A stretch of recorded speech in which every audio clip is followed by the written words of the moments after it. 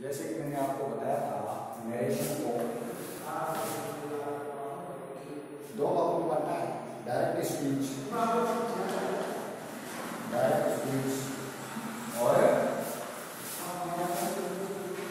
Indirect speech. ठीक है ना, डायरेक्ट स्पीच और इनडायरेक्ट स्पीच। डायरेक्ट स्पीच का मतलब क्या होता है, स्पीकर के द्वारा कही गई बात, स्पीकर के द्वारा कही गई बात को हम वैसी की वैसी कह देंगे, हम वैसी की वैसी कह देंगे, वैसी की वैसी कह देते हैं, उसे डायरेक्ट स्पीच कहते हैं। डायरेक्ट स्पीच, ये बात बताइए मैंने। अब आती है इनडायरेक्ट स्पीच की बात। इनडायरेक्ट स्पीच का मतलब होता है स्पीकर की कही गई बात को, स्पीकर की कही गई बात में हम या मैं कुछ हेर फेर करके कहता हूं, कुछ फेर बदल करके कहते हैं या कहता हूं उसे इनडायरेक्ट स्पीच कहते हैं। इनडायरेक्ट स्पीच, ठीक है बात। डायरेक्ट स्पीच का मतलब है जो स्पीकर कहता है उस बात को वैसे की वैसे रिपीट कर देते हैं, इसको डायरेक्ट स्पीच कह देते हैं। इनडायरेक्ट स्पीच का मतलब होता है स्पीकर के द्वारा कही हुई बात में कुछ फेर बदल कर देते हैं, तो इनडायरेक्ट होता है। ये फेर बदल क्या है, ये वाक्य को पास्ट में लाना, कैन को कुड में बदलना, इज एम आर को वाज में बदलना, डू डज को डिड में बदलना, ये फेर बदल तो है। इस फेर बदल को हम इनडायरेक्ट स्पीच कह देते हैं। ये बात मैंने आपको बताई है, आप आगे देखेंगे।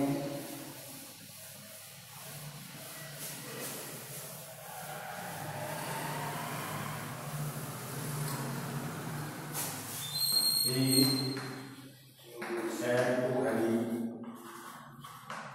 he said to Hari, Hari is an honest boy, inverted comma। ये जो वाक्य है ये दो खंडों में बंटा है, दो खंडों में बंटा है, इसलिए इसको डायरेक्ट वाक्य में काउंट करेंगे। दो खंडों में बांट दिया है, एक है इन्वर्टेड कोमा के अंदर, एक है इन्वर्टेड कोमा के अंदर, एक है इन्वर्टेड कोमा के बाहर, बाहर और अंदर। तो बाहर वाले भाग को हम कहते हैं रिपोर्टिंग वर्ब, इसको कहते हैं रिपोर्टिंग वर्ब, और अंदर वाले को कहते हैं रिपोर्टेड स्पीच, रिपोर्टेड स्पीच। तो जब हम डायरेक्ट को इनडायरेक्ट में लाएंगे, इनडायरेक्ट में लाएंगे तो हम लोग क्या करते हैं, इस इन्वर्टेड कोमा को हटा देते हैं और रिपोर्टिंग वर्ब और रिपोर्टेड स्पीच को दैट से जोड़ देते हैं और टेंस से संबंधित परिवर्तन कर देते हैं, प्रोनाउन से संबंधित परिवर्तन कर देते हैं। तो वाक्य किस में आ जाता है, डायरेक्ट में आ जाता है। क्या बन जाएगा, he told Harry, said to किस में आ जाएगा, टोल्ड में आ जाएगा। दैट अमीन, जब यहाँ वर्ब पास्ट में ले रखी है तो वाक्य को भी पास्ट में लाना पड़ेगा। Amin was an honest walk, honest walk. अब ध्यान देना तमाम, अगर वर्ब पास्ट में है, वर्ब पास्ट में है, वर्ब किसमें है,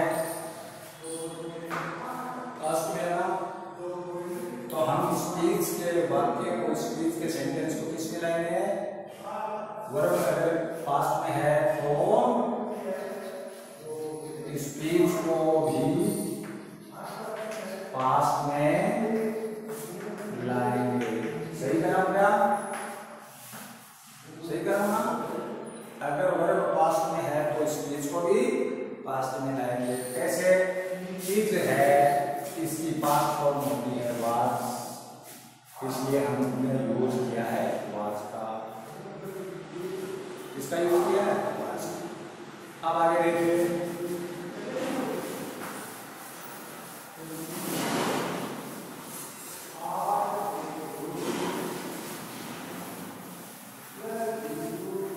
अब हम इंपॉर्टेंट बात पर चलेंगे।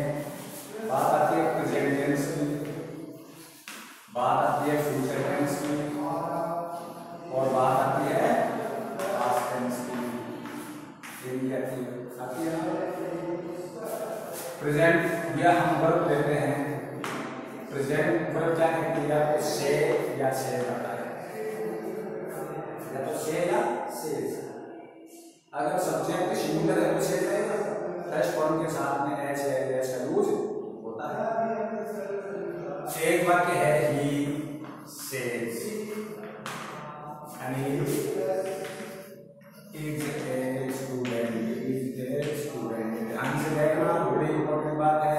इसके अंदर जो वर्ब दे रखी है वो प्रेजेंट भी दे रखी है, किसमें दे रखी है, प्रेजेंट भी दे रखी है, प्रेजेंट टेंस में दे रखी है ना, तो अंदर के वाक्य में नो चेंज, जिस टेंस में है उसी टेंस में रहेगा, जिस टेंस में है उसी टेंस में रहेगा। ये गड़बड़ को करता है, ये गड़बड़ को पास्ट करता है, सैड, सैड। ये फ्यूचर में क्या आएगा, विल से या सैड से आएगा ना, तो ये वर्ब किसकी होगी, फ्यूचर की, ये वर्ब किसकी होगी, प्रेजेंट की, ये वर्ब किसकी होगी, पास्ट की। अगर वर्ब प्रेजेंट में है तो इनडायरेक्ट बनाते समय स्पीच के वाक्य में टेंस से संबंधित परिवर्तन नहीं करते हैं, तो इसका इनडायरेक्ट क्या बनेगा, he says that Anil is a student। अंदर के वाक्य में कोई परिवर्तन नहीं होगा जब वर्ब प्रेजेंट में है, जब वर्ब प्रेजेंट में है। दूसरी बात, जब वर्ब फ्यूचर में है, एक डायरेक्ट का वाक्य करता हूं, ये डायरेक्ट का वाक्य है, इसका इनडायरेक्ट ये बन गया, इनडायरेक्ट ये बन गया। एक डायरेक्ट का वाक्य हम लेते हैं, he will say, he will say Manish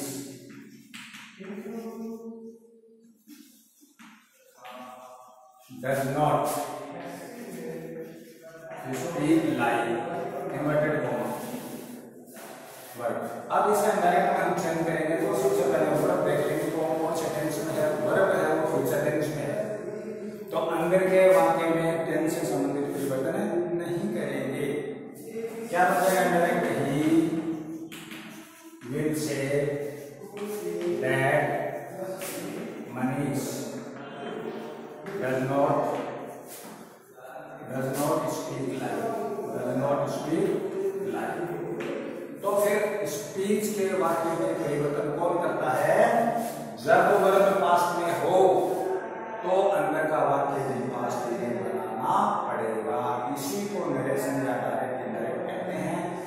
present की वर्ब अगर है तो हम अंदर के वाक्य में परिवर्तन नहीं करेंगे, अगर फ्यूचर की वर्ब है तो अंदर के वाक्य में हम परिवर्तन नहीं करेंगे, टेंस से संबंधित परिवर्तन नहीं करेंगे। अगर वर्ब पास्ट में है तो हम अंदर के वाक्य में परिवर्तन करेंगे, अंदर के वाक्य को पास्ट में लाएंगे, तभी वाक्य सही होगा, अन्यथा नहीं। कई बार बोर्ड एग्जाम में एग्जामिनर बच्चे को पजल करने के लिए कि वास्तव में कोई इंसान इतना क्या पढ़ रहा है, इस प्रकार का वाक्य दे देता है और वर्ब को प्रेजेंट में दिखा देता है, और बच्चा अंदर के वाक्य को पास्ट के नियमों को ध्यान में रखते हुए बदल देता है तो वाक्य गलत हो जाता है, वाक्य गलत हो जाता है। तो नरेशन को किसने बनाया है?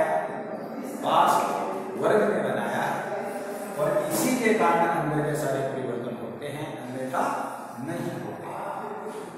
अब आगे देखिए,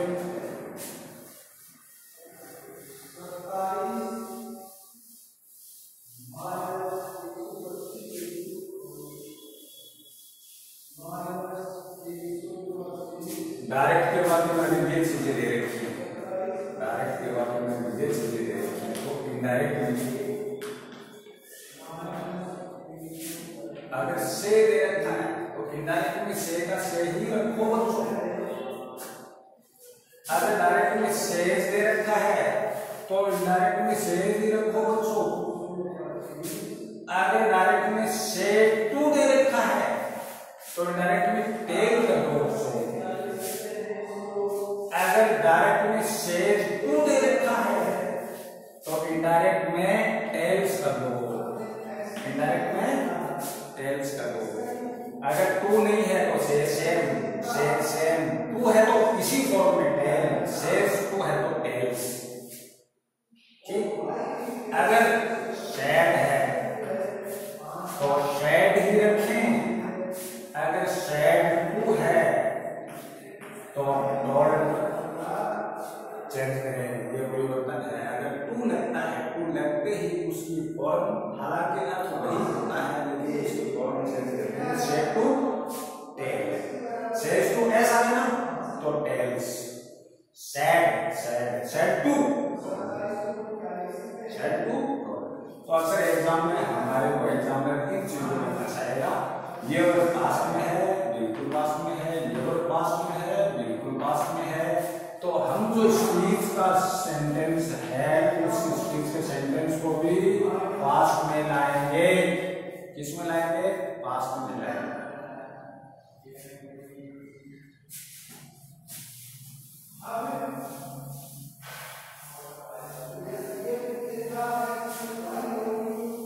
अब टेंस से संबंधित परिवर्तन करेंगे बच्चों। टेंस से संबंधित मान लो कि कौन सी शर्त लगाई है? सेड। कौन सी शर्त लगाई है? मैंने सेड। सेड की शर्त लगाई है तो डायरेक्ट का वाक्य देगा, बिल्कुल देगा। तो हमें किसमें चेंज करना है? इनडायरेक्ट में चेंज करना है। वर्ब कौन से काम के लिए है? सेड काम के लिए। से भी काम में नहीं लिए, से भी काम में नहीं लिए, विद से भी काम में नहीं लिया है और सेड से भी काम में नहीं लिया है, क्योंकि एग्जाम्पल को पता है कि से में बच्चा परिवर्तन नहीं करेगा, केवल दैट लगेगा। विद से एग्जाम्पल को पता है कि बच्चा टेंस से संबंधित परिवर्तन नहीं करेगा, इसलिए अपने को सही करना पड़ेगा। तो क्यों ना शेड लगा दें ताकि उसको स्पीच के वाक्य में परिवर्तन करना पड़ेगा। अगर शेड की कंडीशन दे दी या शेड टू की कंडीशन दे दी या शेड टू की कंडीशन दे दी और डायरेक्ट के अंदर मान लो कि डू या डज दे दी, डू या डज दे दी, तो हम इनडायरेक्ट में क्या करेंगे बच्चों?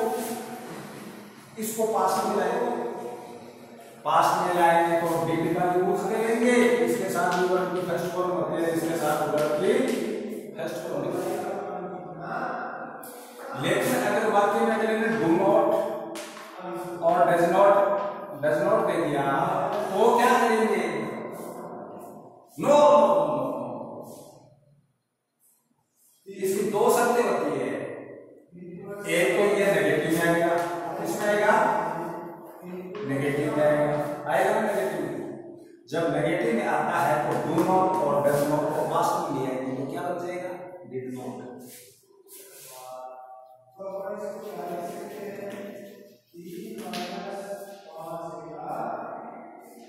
क्या आएगा? आएगा ना? अगर ये डू नॉट या डज नॉट या डू या डज का यूज अगर इंट्रोगेटिव रूप में लेता है, किस रूप में? इंट्रोगेटिव रूप में लेता है डायरेक्टली, तो इसको जब हम इनडायरेक्ट में लाते हैं तो वर्ब की सेकंड फॉर्म काम में लेते हैं, याद है क्या? है याद? मैंने ही तो पढ़ाया है। अब इसके एग्जाम्पल देखिए, ये डू ऑर्डर्स की बात है। देखिए, he said, Anil does not read newspaper। इसको चेंज करो, डायरेक्ट है, इनडायरेक्ट में चेंज करो। he said, वर्ब किसमें डायरेक्ट है? पास्ट में। वाक्य किसमें आना चाहिए? पास्ट में। Anil did not read newspaper।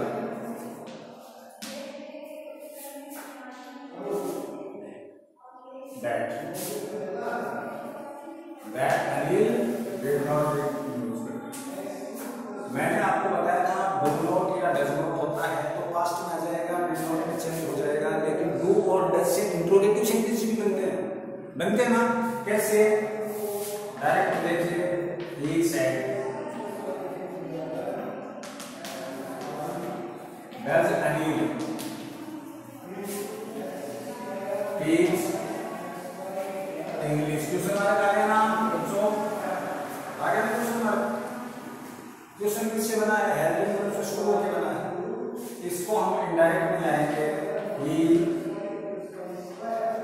said। अब ये हेल्पिंग वर्ब से वाक्य बना है तो क्वेश्चन मार्क बन गया। क्वेश्चन मार्क में हमेशा ध्यान रखना कि मैंने यहाँ ही का तो यूज किया है, लेकिन ऑब्जेक्ट नहीं काम में लिया है। ऑब्जेक्ट काम में जरूर आएगा, क्योंकि क्वेश्चन दो पार्टी के बीच में पूछे जाते हैं। अगर ऐसा वाक्य बोर्ड में आ जाता तो गलत है। क्वेश्चन हमेशा दो पार्टी के बीच पूछा जाता है, तो इस डायरेक्ट के वाक्य को सही इस प्रकार से लगाएगा, he said to अनिल या मी, कुछ भी दो पार्टी हो गई ना, he और Anil. he said to Anil, does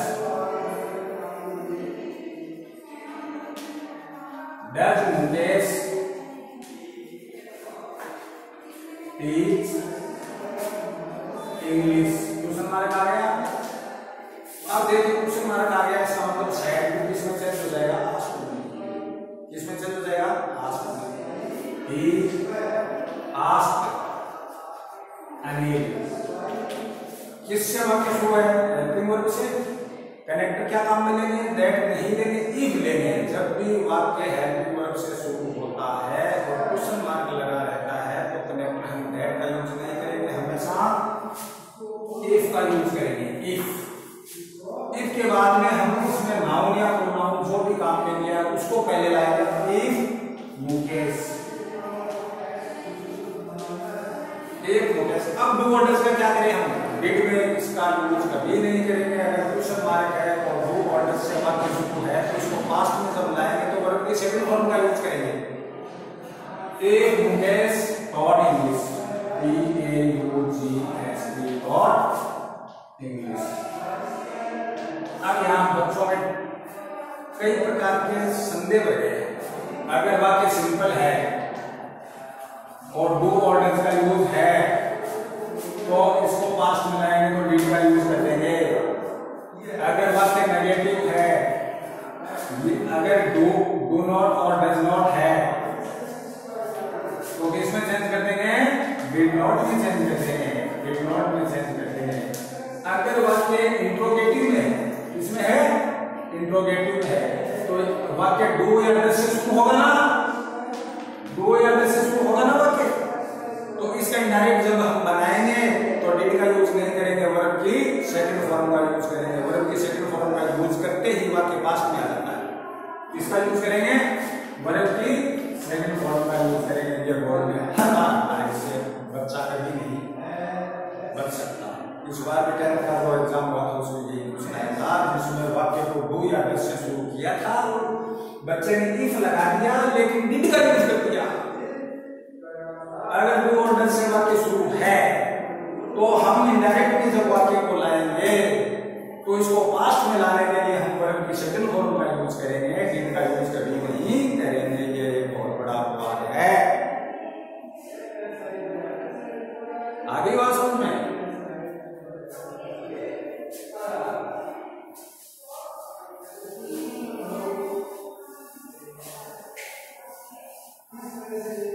इसलिए अगर डायरेक्ट के वाक्य में सैड दे रखा या सैड टू दे रखा तो हम डायरेक्ट के टेंस को इनडायरेक्ट में चेंज करेंगे, इनडायरेक्ट में चेंज करेंगे। तो डू और डिड को किस में चेंज करेंगे बच्चों? डिड में चेंज करेंगे। किस में करेंगे? डिड में करेंगे। ठीक है, इसके साथ भी वर्ब की फर्स्ट फॉर्म होगी तो इसके साथ भी वर्ब की फर्स्ट फॉर्म होगी। अगर डायरेक्ट के वाक्य में इज एम आर का यूज दे रखा है तो हम इनडायरेक्ट में डू इसके पास फॉर्म क्या होती है? डिड। इज एम आर के पास फॉर्म क्या होती है? Was verb. तो इनडायरेक्ट के वाक्य में इज एम आर को वाज वर्ब से करेंगे और इसमें आईएनजी है तो इसमें भी आईएनजी होगा। अगर डायरेक्ट के वाक्य में हैज या हैव का यूज आया है तो इसके साथ वर्ब की थर्ड फॉर्म होगी तो हम इनडायरेक्ट में चेंज करेंगे तो हैज और हैड के पास फॉर्म, हैज और हैड के पास फॉर्म हैड होती है, हैड प्लस वर्ब की थर्ड फॉर्म का यूज करेंगे। टेंस के अकॉर्डिंग चलेंगे। अगर दे रखा हैज बीन और हैविंग दे रखा है तो हम जब इनडायरेक्ट में लाएंगे वाक्य को तो किसमें चेंज हो जाएगा? हैड बीन में चेंज हो जाएगा। ये कंटिन्यूस है तो इसमें भी वर्ब की आईएनजी फॉर्म होगी तो इसमें भी वर्ब की आईएनजी फॉर्म होगी। ठीक है।